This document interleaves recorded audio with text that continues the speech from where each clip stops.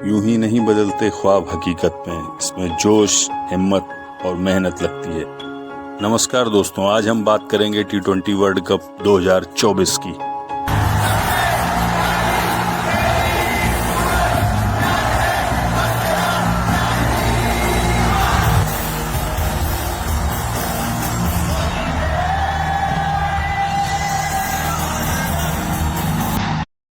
दोस्तों, ये खूबसूरत पल आपके जहन में ताजा होंगे, क्योंकि ये पल एक लंबे इंतजार और तपस्या का फल था। 17 सालों का लंबा इंतजार और फाइनल में हारने का कलंक खत्म हुआ। भारतीय कप्तान रोहित शर्मा ने 19 नवंबर के दर्द पर मरहम लगा दिया था। क्रिकेट खेलना या देखना, हम भारतीय दोनों काम पूरे दिल से करते हैं। जीत गए तो जश्न मनाते हैं, अगर हार गए तो दिल टूट जाता है। यह विश्व कप हमारे लिए बहुत मायने रखता था, क्योंकि पीछे दो अहम मुकाबलों में हम हार का सामना कर चुके थे। पहला आईसीसी वर्ल्ड टेस्ट चैंपियनशिप का फाइनल, जो कि लंदन के ओवल मैदान पर खेला गया ऑस्ट्रेलिया के खिलाफ, जिसको हम 209 रनों से हार गए। और दूसरा अहम मुकाबला ओडीआई वर्ल्ड कप सीरीज 2023 का फाइनल, जो कि भारत के नरेंद्र मोदी स्टेडियम में खेला गया। यह फाइनल ऑस्ट्रेलिया के ही खिलाफ था, जो कि हम 6 विकेट से हार गए। इन दोनों ही सीरीजों में अच्छा प्रदर्शन करते हुए हम फाइनल तक पहुंचे, लेकिन फाइनल हार गए। ओडीआई वर्ल्ड कप सीरीज में तो हमने कमाल ही कर दिया। शुरू से लेकर अंत तक हम एक भी मैच नहीं हारे, सारे 10 के 10 मैच जीते, लेकिन फाइनल का दबाव नहीं झेल पाए और फाइनल हार गए। इन दोनों नाकामियों के कारण अब क्रिकेट जगत में साउथ अफ्रीका की ही तरह भारतीय टीम के चोकर्स होने की सुगबुगाहट होने लगी थी। खैर, अब सब कुछ भूलकर भारतीय टीम को आगे बढ़ना था, क्योंकि अब से ठीक 6 महीने 20 दिन बाद T20 वर्ल्ड कप 2024 का आगाज था। इन सब के बीच भारतीय टीम के लिए अच्छी बात यह रही कि भारतीय फैंस ने कप्तान रोहित शर्मा और टीम का साथ नहीं छोड़ा, सभी का हौसला बढ़ाया। यहाँ तक कि हमारे देश के प्रधानमंत्री श्री नरेंद्र मोदी जी ने पर्सनली टीम से मुलाकात की और उन्हें अच्छे प्रदर्शन की बधाई दी और सब कुछ भूलकर आगे बढ़ने के लिए प्रोत्साहित किया। होता रहता है भाई भाई देश आप लोगों को देख रहा है।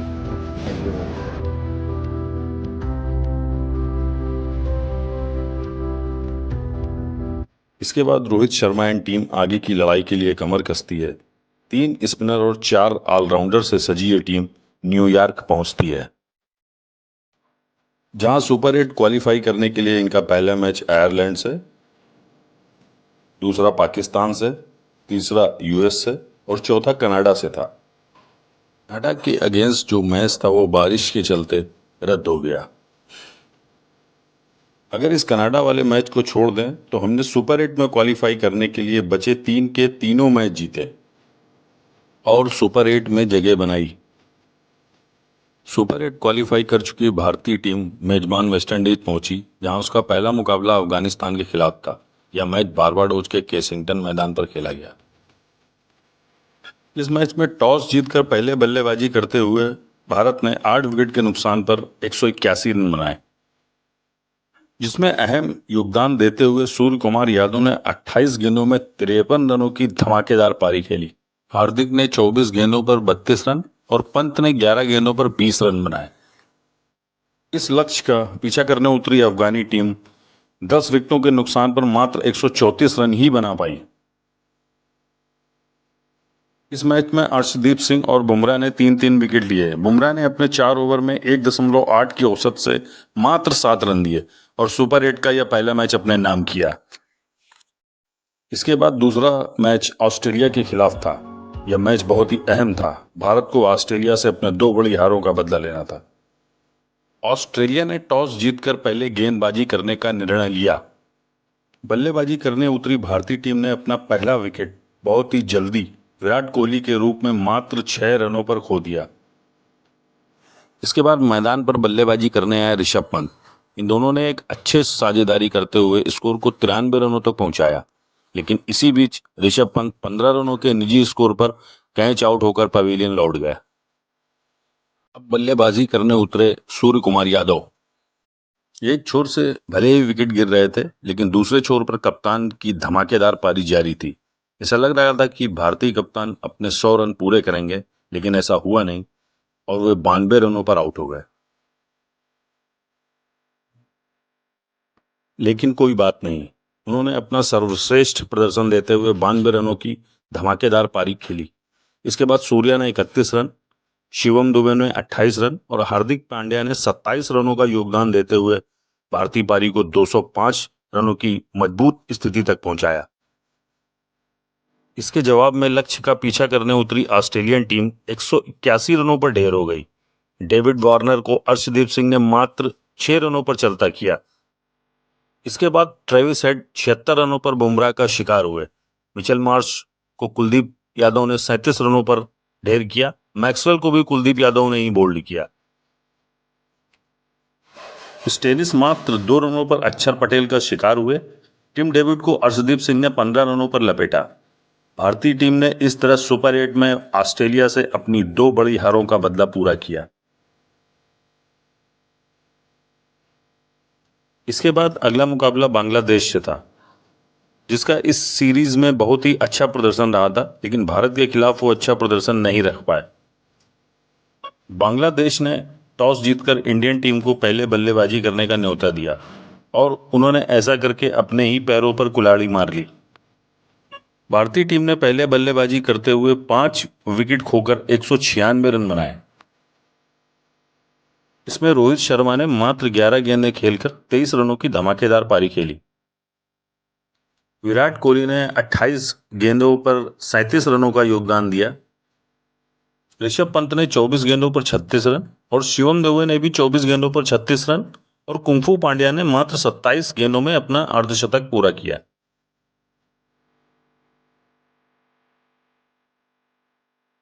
इस लक्ष्य का पीछा करने उतरी बांग्लादेश टीम 8 विकेट खोकर मात्र 146 रन ही बना पाई। इस तरह भारत ने सुपर 8 में तीनों मैच जीतकर सेमीफाइनल में अपनी जगह पक्की की। सेमीफाइनल का ये मैच भारत और इंग्लैंड के बीच प्रोविडेंस स्टेडियम गुयाना में खेला गया।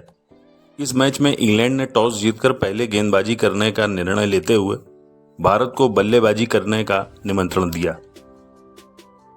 बल्लेबाजी करने उतरी भारतीय टीम ने 7 विकेट खोकर 171 रन बनाए, जिसमें कप्तान रोहित शर्मा ने 57 रन 39 बॉलों पर और सूर्य कुमार यादव ने 47 रन 36 गेंदों पर बनाकर टीम को अहम योगदान दिया। लक्ष्य का पीछा करने उतरी इंग्लैंड टीम के बल्लेबाज कुछ ज्यादा कमाल नहीं कर पाए और एक के बाद एक पवेलियन लौट गए।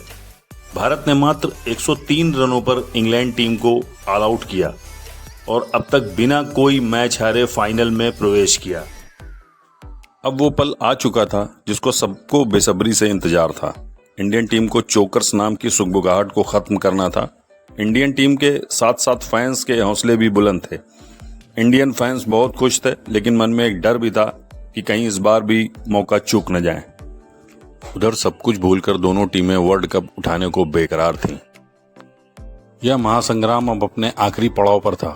कप्तान रोहित शर्मा ने टॉस जीतकर पहले बल्लेबाजी करने का निर्णय लिया। पारी की शुरुआत करने उतरे कप्तान रोहित शर्मा और किंग कोहली। विराट कोहली इस सीरीज में कुछ खास अच्छा नहीं कर पाए थे, लेकिन इस फाइनल में भारत और भारतीय कप्तान दोनों को इनसे काफ़ी उम्मीदें थी और इन उम्मीदों पर खरा उतरते हुए उन्होंने शुरुआत भी बहुत अच्छी की। पहला ओवर फेंकने आए मार्को को बैक टू बैक 2 चौके जड़कर उन्होंने अपने इरादे साफ कर दिए। उधर दूसरे छोर पर खड़े हुए रोहित शर्मा ने भी अपना हाथ खोलते हुए अगला ओवर फेंकने आए केशव महाराज को लगातार 2 चौके लगाकर भारतीय फैंस के दिलों को जोश से भर दिया। 9 गेंदें समाप्त होते होते उन्होंने भारत का स्कोर 23 रनों पर पहुंचा दिया, लेकिन अगली ही गेंद पर कप्तान रोहित शर्मा केवल 9 रन बनाकर एक बड़ा शॉट खेलने के चक्कर में केशव महाराज का निशाना बने। अब मैदान पर आए ऋषभ पंत। इंजरी के बाद उन्होंने काफी अच्छा कमबैक किया था, लेकिन केशव महाराज की चौथी ही गेंद पर बिना खाता खोले पवेलियन की ओर रवाना हो गए। खेल एकदम पलट गया। जहां भारत 9 गेंदों में बिना किसी नुकसान के 23 रनों पर था, अगली 3 ही गेंदों के बाद वो अपने 2 विकेट खो चुका था। इसके बाद मैदान पर आए SKY यानी सूर्य कुमार यादव। इससे पहले कि वो स्कोर बोर्ड को कुछ आगे बढ़ाते, मात्र 3 रनों के निजी स्कोर पर रबाडा ने उनको पवेलियन की ओर चलता किया। भारत अब 4.5 ओवर में अपने 3 विकेट खो चुका था। चौथे विकेट के रूप में मैदान पर आए अक्षर पटेल यानी बापू द बॉस। उन्होंने खेल में जान डाल दी। जहां तक कोई भी खिलाड़ी ठीक से जम तक नहीं पाया था, 1-2 रनों के लिए तरस रहा था, वहां पर अक्षर पटेल ने लंबे लंबे गगनचुंबी छक्के लगा के ये साबित कर दिया कि बापू द बॉस यही है।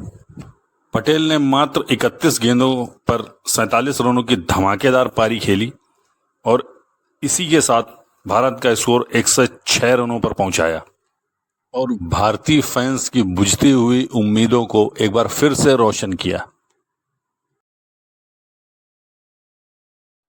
सब कुछ अच्छा चल रहा था, लेकिन 14वें ओवर की तीसरी बॉल पर एक गलतफहमी का शिकार होते हुए पटेल रन आउट हो गए और उन्होंने अपना विकेट गंवा दिया। टीम इंडिया इस पारी के अपने सबसे अच्छे बल्लेबाज को खो चुकी थी।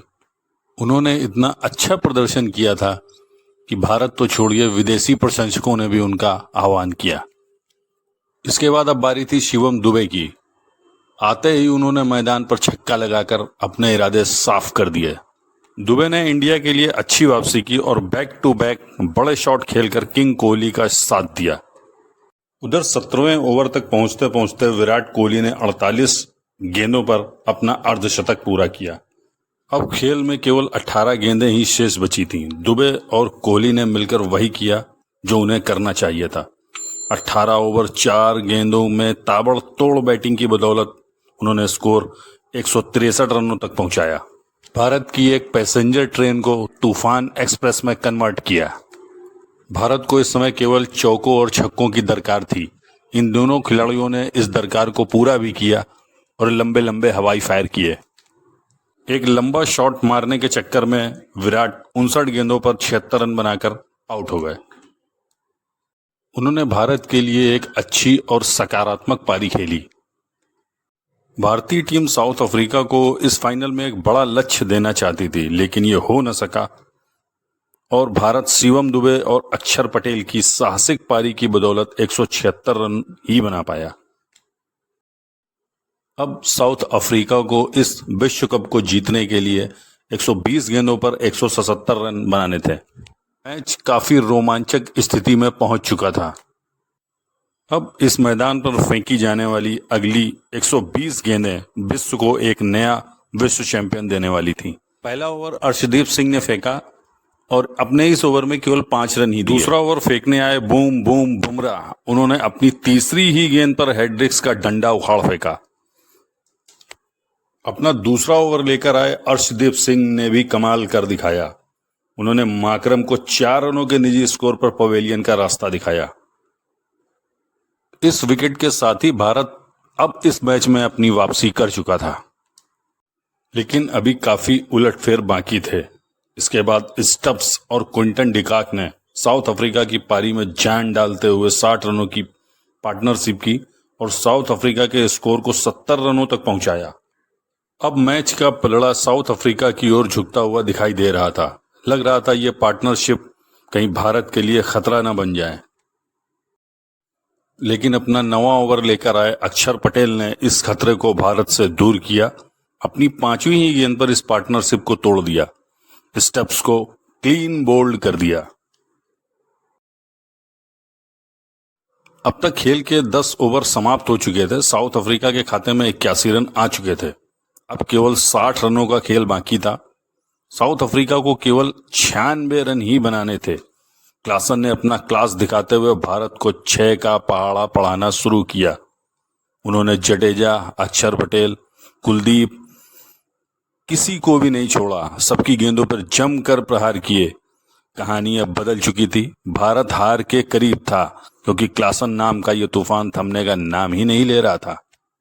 लेकिन 17वां ओवर लेकर आए हार्दिक पांड्या ने अपनी पहली ही गेंद पर क्लासन नाम के तूफान को डिब्बे में बंद कर दिया और भारत की जीत के लिए संजीवनी बूटी का काम किया।